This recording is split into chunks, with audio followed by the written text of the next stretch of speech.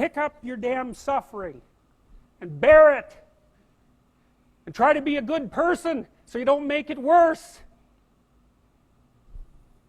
Back at it again, and we got another one from Jordan Peterson, the brother JP. We got his finest moment. Let's dive right on in. There's a big problem here. The problem is, it's true. You're oppressed, you're oppressed, you're oppressed, you're oppressed. God only knows why. Maybe you're too short, or you're not as beautiful as you could be, or your grandparent was a serf, likely, because almost everybody's great-grandparent was. It's like, and you're not as smart as you could be, and you have a sick relative, and you have your own physical problems, and it's like, frankly, you're a mess. And you're oppressed in every possible way, including your ancestry and your biology, and the entire sum of human history has conspired to produce victimized you with all your individual pathological problems. It's like, yes, true. Okay, but the problem is that it is true. And so if you take the oppressed, you have to fractionate them. It's like, you're a woman. Yeah, okay, well, I'm a black woman. Well, I'm a black woman who has 2 children. Well, I'm a black woman who has 2 children, and one of them isn't very healthy. And then, well, I'm a Hispanic woman, and I have a genius son who doesn't have any money so that he can't go to university. And, I had a hell of a time getting across the border. It was really hard on me to get my citizenship. My husband is an alcoholic brute. It's like, well, yeah, that sucks too.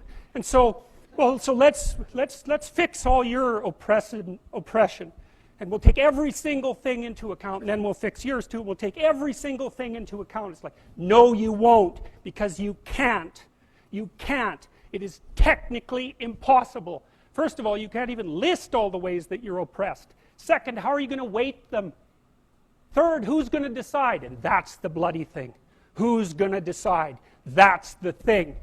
Well, what's the answer in the West? It's like, in free markets, oh yeah, Christ, we'll never be able to solve this problem. No one can solve it. What are we going to do about that? We're going to outsource it to the marketplace.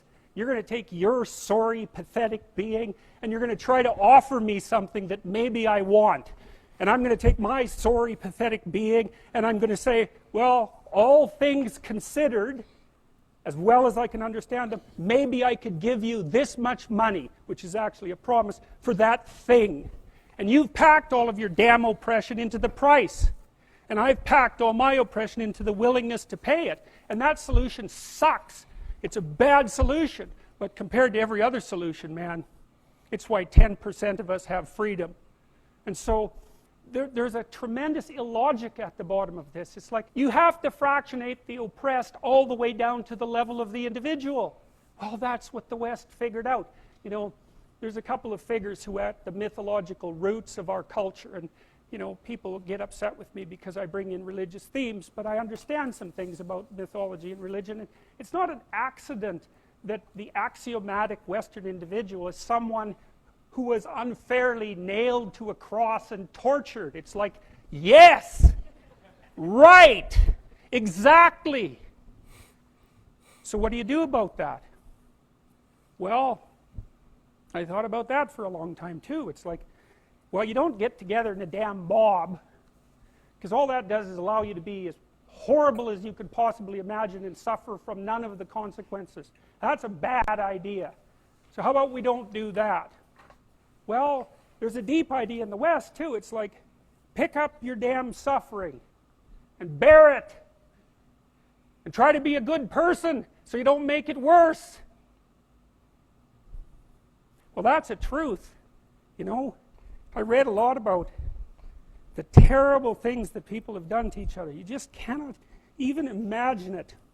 It's so awful. That is true. I've seen videos and heard stories of some of our most horrible moments as human beings, and like some of it is just like, why did you even think to even do something like that? It's wild. So you don't want to be someone like that. Do you have a reason to be? Yes. You have lots of reasons to be. God, there's reasons to be resentful about your existence. Everyone you know is going to die. You too. And there's going to be a fair bit of pain along the way, and lots of it's going to be unfair. It's like, yeah, no wonder you're resentful. It's like, act it out and see what happens. Everyone around you is going to die. Another thing to think about that's also crazy is that from the moment you're born, you're dying. To really sit and think about that is just wild. From the very moment you are born, you are technically dying, because you're not getting farther away from your expiration date. You're only getting closer. You make everything you're complaining about infinitely worse. There's this idea that hell is a bottomless pit, and that's because no matter how bad it is, some stupid son of a bitch like you could figure out a way to make it a lot worse. So you think, well, what do you do about that? Well, you accept it. That's what life is like. It's suffering. That's what the religious people have always said. Life is suffering. Yes. Well, who wants to admit that? Well, just think about it. Well, so what do you do in the face of that suffering? Try to reduce it. Start with yourself. What good are you? Get yourself together for Christ's sake, so that when your father dies, you're not whining away in a corner, and you can help plan the funeral, and you can stand up solidly so that people can rely on you. That's better. Don't be a damn victim. Of course you're a victim. Jesus, obviously, put yourself together.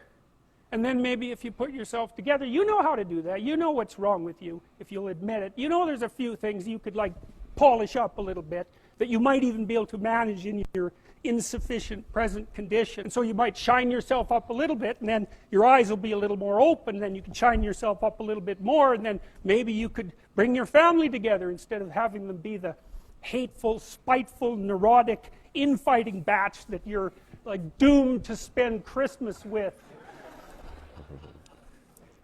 So then you fix yourself up a little bit, kind of humbly, because, you know, God, you're a fixer-upper if there ever was one. And then you got to figure out, well, can you figure out how to make peace with your idiot brother? And probably not, because he's just as dumb as you, so how the hell are you going to manage that?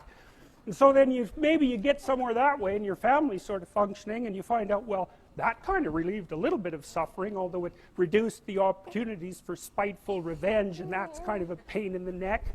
And so then you get your family together a little bit, and you're a little clued in then, at least a bit, because you've done something difficult that's actually difficult. You're a little wiser, and so then maybe you could put a tentative finger out beyond the family and try to change some little thing without wrecking it.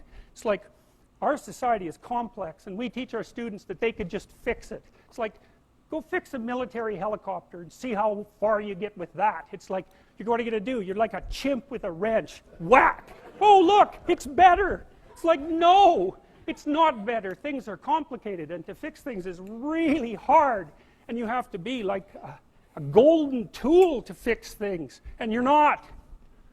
So, and that's the other message of the West. It's like, how do you overcome the suffering of life? And I'm not saying it's only the message of the West.